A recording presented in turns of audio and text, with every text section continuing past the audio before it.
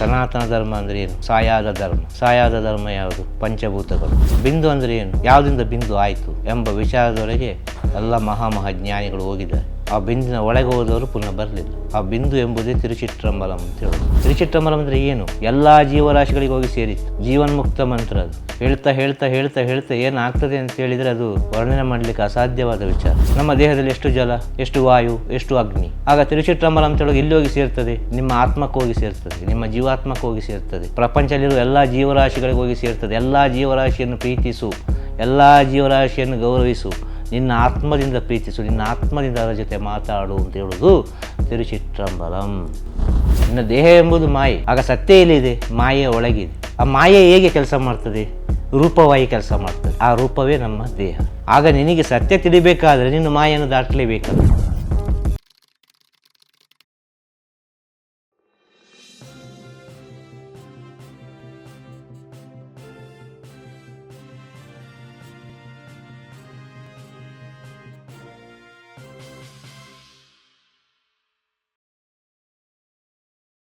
ಗುರುಗಳೇ, ನಾವು ತಿರುಚಿಟ್ರಂಬಲಂ ಅನ್ನುವಂಥ ವ್ಯಾಖ್ಯಾನದ ಹೊತ್ತಿನಲ್ಲಿ ನಿಂತಿದ್ದೆವು. ಅದರ ಬಹಳ ವಿಶಾಲವಾದ ಸೂಕ್ಷ್ಮವಾದಂಥ ಸನಾತನ ಧರ್ಮದ ಬಹಳ ಮೂಲ ಬೀಜ ಮಂತ್ರ ಅಲ್ಲಿದೆ ಅಂತ ತಾವು ಹೇಳ್ತಾ ಇದ್ರಿ. ಖಂಡಿತವಾಗಿಯೂ ಅಲ್ಲಿಂದ ಶುರು ಮಾಡ್ಬೋದು ಕಾಣುತ್ತೆ. ಖಂಡಿತವಾಗಿಯೂ ಅರ್ಥ ಆಯ್ತಲ್ವ? ಸನಾತನ ಧರ್ಮ ಅಂದರೆ ಏನು? ಸಾಯಾದ ಧರ್ಮ. ಸಾಯಾದ ಧರ್ಮ ಯಾವುದು? ಪಂಚಭೂತಗಳು. ಅದಿಲ್ಲದೆ ಯಾವ ಧರ್ಮ ಇಲ್ಲ ಅಲ್ಲ. ಅದಾದ ನಂತರದಲ್ಲೆಲ್ಲ ಒಂದೊಂದೊಂದು ಹುಟ್ಟಿಕೊಂಡದು, ಒಂದೊಂದು ಮರಕ್ಕೆ ಕೆಳೆ ಬಂದಾಗಿ ಬಂದದ್ದು. ಆ ಮೂಲ ಬೇರೆ ಯಾವುದು? ಪಂಚಭೂತಗಳು. ಆ ಪಂಚಭೂತಗಳು ಅದಂತ ಸೂಕ್ಷ್ಮವಾಗಿ ಹೋಗುವಾಗ ಅದು ಎಲ್ಲಿಗೆ ಹೋಗಿ ಸೇರ್ತದೆ? ಬಿಂದಿಗೆ ಹೋಗಿ ಸೇರ್ತದೆ. ಬಿಂದು ಅಂದರೆ ಏನು? ಯಾವುದರಿಂದ ಬಿಂದು ಆಯಿತು ಎಂಬ ವಿಚಾರದೊಳಗೆ ಎಲ್ಲ ಮಹಾಜ್ಞಾನಿಗಳು ಹೋಗಿದ್ದಾರೆ. ಆ ಬಿಂದಿನ ಒಳಗೆ ಹೋದವರು ಪುನಃ ಬರಲಿಲ್ಲ. ಆ ಬಿಂದು ಎಂಬುದೇ ತಿರುಚಿಟ್ರಂಬಲಂ ಅಂತ ಹೇಳೋದು.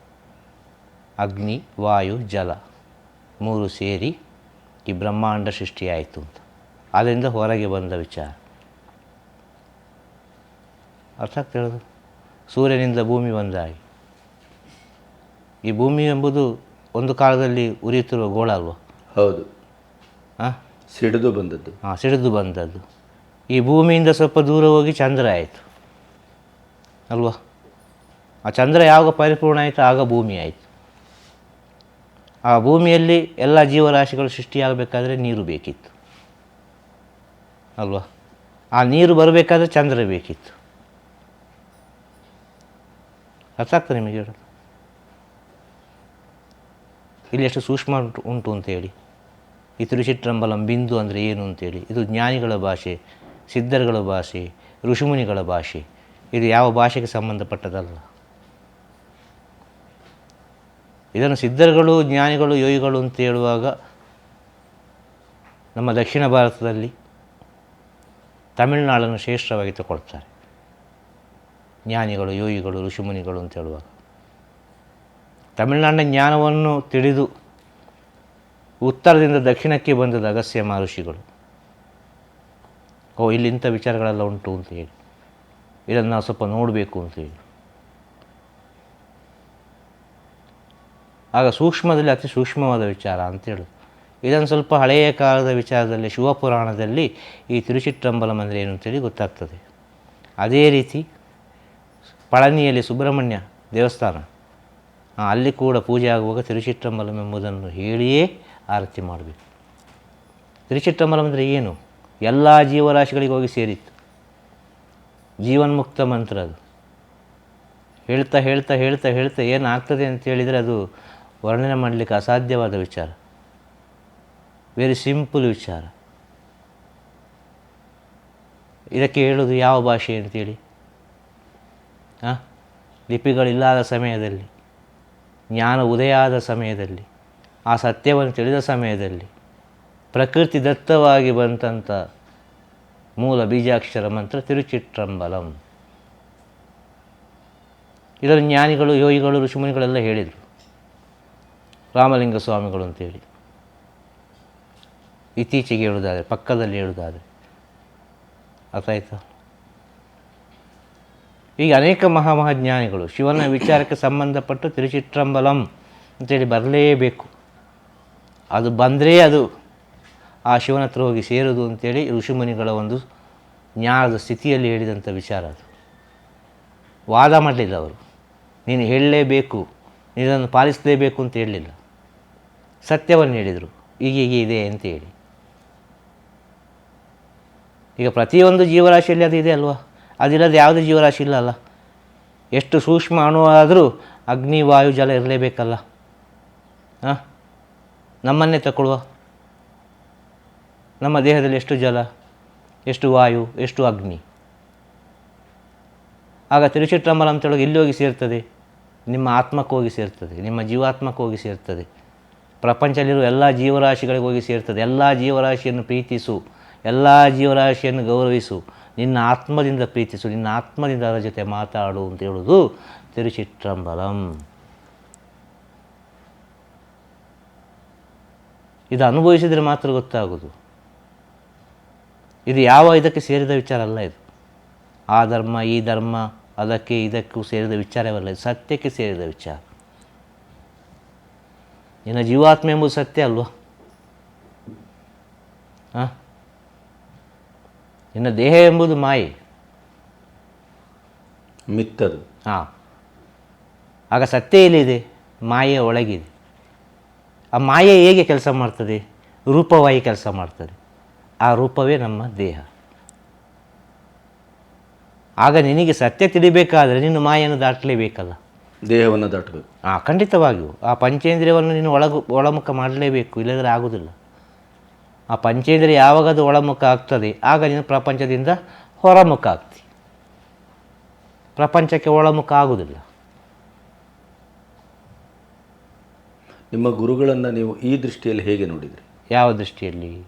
ಈಗ ನೀವು ಹೇಳಿದ ಈ ಪ್ರಪಂಚಕ್ಕೆ ಹೊರಮುಖ ಮತ್ತು ಇಂದ್ರಿಯಗಳ ದೃಷ್ಟಿಯಿಂದ ಒಳಮುಖ, ಈ ಮಧ್ಯೆ ಒಂದು ಗೆರೆ ಇದೆಯಲ್ಲ, ಆ ಗೆರೆಯನ್ನು ದಾಟುವಿಕೆಯಲ್ಲಿ ನಿಮಗೆ ಗುರುಮುಖಿಯನ್ನು ಕಂಡ ವಿಸ್ಮಯ ಏನು? ಗುರುಮುಖಿಯನ್ನು ಕಂಡ ವಿಸ್ಮಯ ಸತ್ಯ, ಬೇರೇನು ಕಾಣಲಿಲ್ಲ. ಗುರುವೇ ಎಲ್ಲವೂ, ಎಲ್ಲವೂ ಗುರುವೇ, ಎಲ್ಲವೂ ಅವನೇ ಮಾಡೋದು. ಅವನೇ ನನ್ನನ್ನು ಇಲ್ಲಿ ಕಳಿಸಿದ್ದು ಮೈಸೂರಿಗೆ. ಈ ಸತ್ಯವನ್ನು ಹೇಗೆ ಹೇಳುವುದು? ನೀವು ಹೇಗೆ ಒಪ್ಪಿಕೊಳ್ತೀರಿ? ನಿಮಗೆ ಅನುಭವ ಇದ್ದರೆ ತಾನೇ ಒಪ್ಪಿಕೊಳ್ತೀರಿ. ಹಾಂ, ಈಗ ನಿಮ್ಮ ಎದುರು ಒಂದು ಕೇಸರಿ ಬಾತು ಮಾಡಿಡೋದು, ನಿಮ್ಮ ಹತ್ರ ಕೇಳೋದು ಕೇಸರಿ ಬಾತಲ್ಲಿ ಹೇಗಿದೆ ಟೇಸ್ಟ್ ಅಂತೇಳಿ, ನೀವೇನು ಹೇಳ್ತೀರಿ? ಕೇಸರಿ ಬಾತು ಅಂದರೆ ಸಕ್ಕರೆ ಹಾಕಿ ಆಗ್ತದೆ ಅಂತೇಳಿ ಅಲ್ವಾ? ಆದರೆ ನೀವು ಟೇಸ್ಟ್ ಮಾಡಿರೋದಿಲ್ಲ, ಅದೊಂದು ಊಹೆ. ಊಹೆ ಮಾಡಿ ಹೇಳೋದಕ್ಕೂ ಅನುಭವಿಸಿ ಹೇಳೋದಕ್ಕೂ ವ್ಯತ್ಯಾಸ ಉಂಟು. ಸುಲಭದಲ್ಲಿ ಹೇಳೋದಾದರೆ ಅವರಲ್ಲಿ ಕಂಡ ವಿಚಾರ ಸತ್ಯ. ನಾನು ಯಾರು, ನಾನು ಯಾಕೆ ಬೇಕಾಗಿ ಹುಟ್ಟಿದ್ದೇನೆ, ನನ್ನ ಸ್ಥಿತಿ ಏನು, ಎಲ್ಲ ವಿಚಾರವನ್ನು ಸೂಕ್ಷ್ಮವಾಗಿ ಎಳೆಯಾಗಿ ನನಗೆ ತಿಳಿಸಿಕೊಟ್ಟವರು. ಬಂದದ್ದು ಎಲ್ಲಿಂದ? ಯಾವುದು? ಅಲ್ಲ, ಬಂದದ್ದು ಎಲ್ಲಿಂದ ಸೇರಿ? ಖಂಡಿತವಾಗಿಯೂ ಎಲ್ಲ ವಿಚಾರವು ಅದು ಅನುಭವದಲ್ಲಿದ್ದಾನೆ ಬರೋದು. ಆಗ ನೀವು ಕೇಸರಿ ಬಾತು ಊಟ ಮಾಡುವಾಗ ನಿಮಗೆ ಗೊತ್ತಾಗ್ತದೆ ಅಲ್ಲಿ ಉಪ್ಪು ಹಾಕಿದ್ದಾನ, ಸಕ್ಕರೆ ಹಾಕಿದ್ದಾನ, ಖಾರ ಹಾಕಿದ್ದಾನ ಅಂತೇಳಿ. ನೀವು ಊಟ ಮಾಡದೆ ಹೇಳಲಿಕ್ಕೆ ಸಾಧ್ಯವ? ನೋಡಿ ಹೇಳಲಿಕ್ಕೆ ಸಾಧ್ಯವ? ಆಗ ಕೇಳಿ ತಿಳ್ಕೊಳ್ಬೋದು ಒಂದು ಹಂತಕ್ಕೆ. ಅದರ ಸತ್ಯವನ್ನು ತಿಳಿಬೇಕಾದ್ರೆ ಅದನ್ನು ನಾವು ಅನುಭವಿಸಬೇಕು. ಈಗ ನಿಮ್ಮ ಕಣ್ಣ ಮುಂದೆ ಕೂತ್ಕೊಂಡಿದ್ದೆ ಸಾಕ್ಷಿ ಅಲ್ವ? ಇದೆಂಥ ದೊಡ್ಡ ಸಾಕ್ಷಿ ಅಂತ ಬೇಕು? ನಮ್ಮ ಗುರುಗಳ ಹತ್ರ ಯಾವ ರೀತಿ ನಾನು ವಿಷಯ ತಿಳಿದಿರ್ಬೋದು ಅಂತ ಹೇಳುವುದಕ್ಕೆ ಸಾಕ್ಷಿ ನಿಮ್ಮ ಕಣ್ಣ ಮುಂದೆ ಇರುವುದೇ ಅಲ್ವ? ಬೇರೆನೇ ಹೇಳಲಿಕ್ಕೆ ಸಾಧ್ಯ? ತಿರುಚಿಟ್ರಂಬಲಂ. ಓಂ ಗುರುದೇವ ಶರಣಂ. ನನ್ನ ಹೆಸರು ಮಹಾದೇವ ಅಂತ. ಸೊ ನಾನು ಬಂದು ಡ್ರೈವರು. ಸೊ ಎಲ್ಲೋ ಬೋರ್ಡ್ ಕ್ಯಾಬ್ ಡ್ರೈವರು. ಸಾಮಾನ್ಯವಾಗಿ ಕ್ಯಾಬ್ ಡ್ರೈವರ್ಗಳಂದರೆ ನಾವು ಆಚೆ ಕಡೆ ಎಲ್ಲ ತುಂಬ ಸುತ್ತಿರ್ತೀವಿ, ತುಂಬ ದೇವಸ್ಥಾನಗಳೆಲ್ಲ ಹೋಗಿರ್ತೀವಿ, ಬಾಡಿಗೆ ಹೋಗಿರ್ತೀವಿ ಡ್ರೈವರಾಗಿ. ನಮಗೆ ಒಂದು ಅನುಭವ ಇರ್ತದೆ, ಯಾವ್ಯಾವ ದೇವಸ್ಥಾನದಲ್ಲಿ ಏನೇನು ಅಂತೆಲ್ಲ ನಮಗೆ ಗೊತ್ತಿರ್ತದೆ. ಸೊ ಅದೇ ಥರ ನಾವು ಇಲ್ಲಿ ಬಂದು ಏನು ನಮಗೆ ಗೊತ್ತಾಗಿದೆ ಅಂತ ಹೇಳೋದಾದರೆ, ಇವನು ಬೇರೆ ಕಡೆಯಲ್ಲಿ ಪಾರ್ಕಿಂಗಿಂದ ಶುರುವಾಗುತ್ತೆ ನಮ್ಮ ಗೋಳು. ಪಾರ್ಕಿಂಗ್ ಮಾಡಿ ನಮ್ಮ ಕಸ್ಟಮರ್ನ ಅವ್ರು ಬರೋ ತನಕ ನಾವು ಆಚೆ ಎಲ್ಲಿರಬೇಕು ಅದೆಲ್ಲ ನಮಗೆ ತುಂಬ ಪ್ರಾಬ್ಲಮ್ ಇರ್ತದೆ. ಆದರೆ ಇಲ್ಲಿ ಬಂದರೆ ಕಸ್ಟಮರ್ಗೆ ಬೇರೆ ಥರ ಫೀಲು, ಡ್ರೈವರ್ಗೆ ಬೇರೆ ಥರ ಫೀಲ್ ಅನ್ನೋ ಥರ ಬರೋದೇ ಇಲ್ಲ. ವೆಲ್ಕಮ್ ಯಾವ ಥರ ಇರ್ತದೆ ಅಂದರೆ ಇವನ್ ನಮ್ಮ ಮನೆಗೆ ಬಂದ ರೀತಿ ಫೀಲ್ ಇರ್ತದೆ. ಯಾರೋ ಒಬ್ಬರು ಅವ್ರು ಯಾರು ಅಂತ ನಮ್ಗೆ ಗೊತ್ತೇ ಇರೋಲ್ಲ, ಸೇಮ್ ನೋಡೋಕ್ಕೆ ಅವರೇ ಗುರುಗಳ ಥರ ಇರ್ತಾರೆ. ಅವರೇ ಬರ್ತಾರೆ, ಒಂದು ಗ್ಲಾಸ್ ನೀರು ಕೊಡ್ತಾರೆ, ಜೊತೆಲಿ ಒಂದು ಸ್ವಲ್ಪ ಬೆಲ್ಲ ಕೊಡ್ತಾರೆ. ಏನಕ್ಕೆ ಅಂತ ಕೇಳಿದ್ರೆ, ನೀವು ತುಂಬ ದಣಿದು ಬಂದಿರ್ತೀರಲ್ಲ, ನಿಮಗೊಂದು ಒಂದು ರಿಲೀಫ್ ಮೈಂಡ್ ಸಿಗುತ್ತೆ, ಹಂಗಾಗಿ ಕುಡಿದ್ಬಿಟ್ಟು 2 ನಿಮಿಷ ಕೂತ್ಕೊಳ್ಳಿ ಅಂತ ಹೇಳ್ತಾರೆ. ಸೊ ಅದನ್ನು ತೊಗೊಂಡಾಗ ನಮ್ಗೆ ಹಾಗೇ ಆಗುತ್ತೆ. ಅದಾದಮೇಲೆ ಫಸ್ಟ್ ಊಟ ಕೊಡ್ತಾರೆ, ಊಟ ಮಾಡ್ತೀವಿ. ಅವಾಗ ಏನೋ ನಾವು ಡ್ರೈವರ್ಗಳು ಎಕ್ಸ್ಪೆಕ್ಟ್ ಮಾಡಿದೆ ಅಷ್ಟು, ಅಪ್ಪ ಒಳ್ಳೆ ಊಟ ಸಿಕ್ತಪ್ಪ, ಹಿಂಗೆ ಅವ್ರು ಬರೋ ತನಕ ನಾವು ಆಚೆ ಇರ್ಬೋದಲ್ಲಪ್ಪ ಅಂತ ನಾವು ಆಚೆ ಆರಾಮಾಗಿ ಇರ್ತೀವಿ. ಸೊ ನಾವು ಆವಾಗ ನಾವು ಒಳಗಡೆ ಎಲ್ಲ ಹೋಗಿ ಆರಾಮಾಗಿ ನೋಡ್ಬೋದು. ಈಗ ನಾವು ಬೇರೆ ದೇವಸ್ಥಾನಗಳಿಗೆ ಹೋದಾಗ ಅಲ್ಲೇ ತುಂಬ ರೂಲ್ಸ್ ಇರುತ್ತೆ. ಧರ್ಮ ದರ್ಶನ ಅಂತ ಒಂದು ದೊಡ್ಡ ಕ್ಯೂ ಇರುತ್ತೆ. ಆಮೇಲೆ ಸ್ಪೆಷಲ್ ಎಂಟ್ರಿ ಅಂತ ಒಂದು 500 ರೂಪಾಯಿನೋ ಒಂದು ಚಾರ್ಜ್ ಮಾಡಿರ್ತಾರೆ. ಆದರೆ ಇಲ್ಲಿ ನಾವು ದೇವಸ್ಥಾನ ನೋಡಬೇಕು ಅಂದರೆ ಎಲ್ಲ ದೇವರುಗಳಲ್ಲಿ ಒಟ್ಟಿಗೆ ಇರೋದ್ರಿಂದ ನಾವು ಆರಾಮಾಗಿ ಎಲ್ಲ ದೇವರುಗಳಲ್ಲೇ ಕೈ ಮುಕ್ಕೋಬೋದು.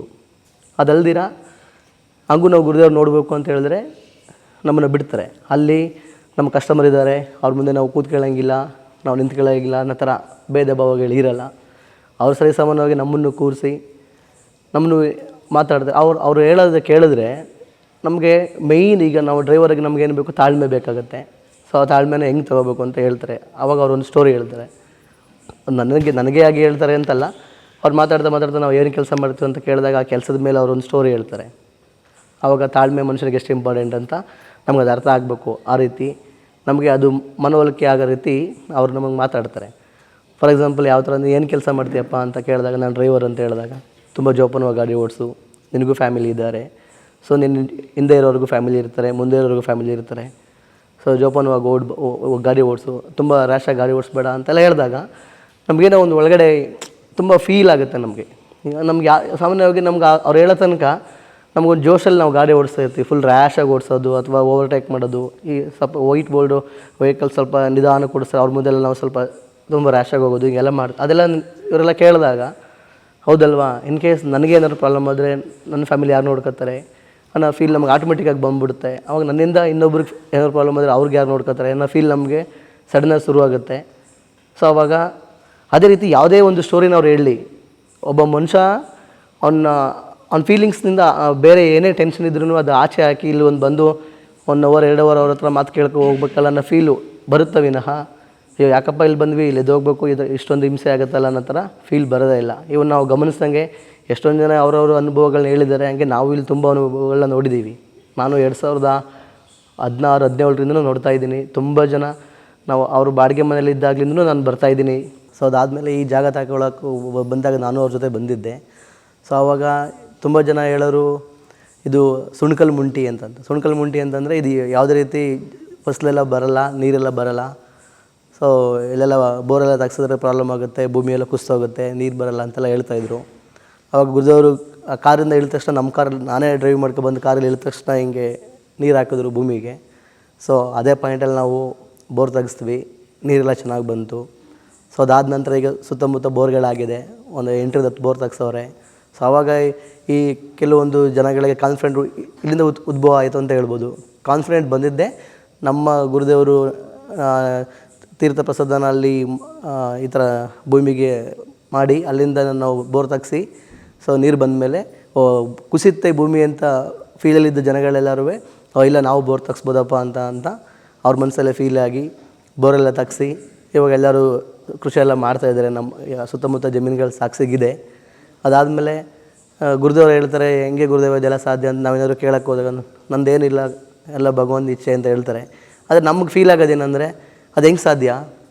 ಅದೇ ರೀತಿ ಕೆಲವೊಬ್ಬರು ನನ್ನ ಕಣ್ಮುಂದೆ ನಡೆದಂಥ ಘಟನೆ, ಇನ್ನೊಬ್ಬರು ಮಾನಸಿಕ ಅಸ್ವಸ್ಥತೆ ಒಬ್ಬರು ಬಕ್ಕ ಬಂದಿದ್ದರು. ಸೊ ಅವರು ತುಂಬ ಸಲ ಊಟ ಮಾಡೋಕ್ಕೆ ಒದ್ದಾಡ್ತಾಯಿದ್ರು. ಸೊ ಪ್ರತ್ಯಕ್ಷವಾಗಿ ನಾನು ಅವಾಗ ಇಲ್ಲಿ ರಜೆ ಟೈಮಲ್ಲೆಲ್ಲ ಬಂದು ಇರೋಕ್ಕೆ ಇಷ್ಟಪಡುವಾಗ ನಾನೇ ಅವ್ರಿಗೆ ತುತ್ತು ಮಾಡೆಲ್ಲ ತಿನ್ನಿಸ್ತಾ ಇದ್ದೆ. ಆ ಟೈಮಲ್ಲಿ ಆ ಅಕ್ಕ ಅವರೆಲ್ಲ ಹೇಳ್ತಾ ಇದ್ದೆ ಬೇರೆ ರೀತಿ. ಅವರು ನಾವು ಇವತ್ತು ಅವರು ಇಲ್ಲೂ ಬರ್ತಾರೆ, ನೀವು ನೆಕ್ಸ್ಟ್ ನೋಡ್ಬೋದು. ಇವಾಗ ಅವ್ರು ಬರ್ತಾರಲ್ಲ, ಇವ್ರು ನೋಡಿದಾಗ ಆ ಅಕ್ಕನ ಇವರು ಅನ್ನೋ ಥರ ನಮಗೆ ಫೀಲ್ ಆಗುತ್ತೆ. ಅವ್ರು ಊಟ ಮಾಡೋಕ್ಕೇ ಒದ್ದಾಡ್ತಾಯಿದ್ರು. ನಾನು ಮತ್ತು ಇನ್ನೊಬ್ಬರು ಗೋಕುಲಣ್ಣ ಸತೀಶಣ್ಣ ಅಂತ ಇದ್ದಾರೆ, ಅವರೆಲ್ಲ ಒಂದು 3-4 ಜನ ನಾವು ಸೇರ್ಕೊಂಡು ಅವ್ರಿಗೆ ಬಲವಂತವಾಗಿ ಅನ್ನ ತಿನ್ನಿಸ್ತಾ ಇದ್ವಿ, ಊಟನೇ ಮಾಡ್ತಿರ್ಲಿಲ್ಲ. ಸೊ ಇಲ್ಲೊಂದು 2 ತಿಂಗಳು ಇರಬೇಕಾಗಿ ಬಂತು, 2 ತಿಂಗಳು ಇದ್ದರು ಅವರು.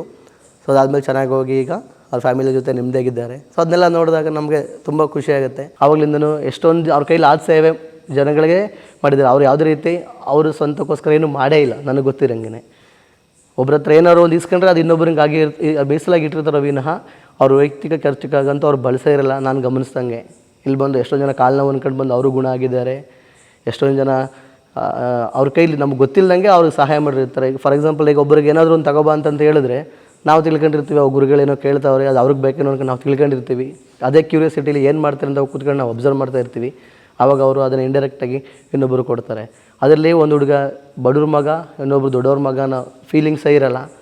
ಮಕ್ಕಳು ಅಷ್ಟೇ, ಅವ್ರು ನೋಡಿದ್ರೆ ತುಂಬ ಹೊಂದ್ಕೊಂಡು ಅಡ್ಜಸ್ಟ್ ಆಗ್ಬಿಡ್ತವೆ ಮಕ್ಕಳುಗಳು. ಅದನ್ನೆಲ್ಲ ನೋಡಿದ್ರೆ ತುಂಬ ಖುಷಿಯಾಗುತ್ತೆ. ಹಾಗಾಗಿ ಸಾಧ್ಯವಾದರೆ ಎಲ್ಲರೂ ಒಂದು ಸಲ ಬಂದು ಗುರುದೇವ್ರ ಹತ್ರ ದರ್ಶನ ಪಡ್ಕೊಂಡು ಹೋಗಿ ಅಂತ ಹೇಳೋಕ್ಕೆ ಇಷ್ಟಪಡ್ತೀನಿ. ಧನ್ಯವಾದ. ಜೈ ಗುರುದೇವ.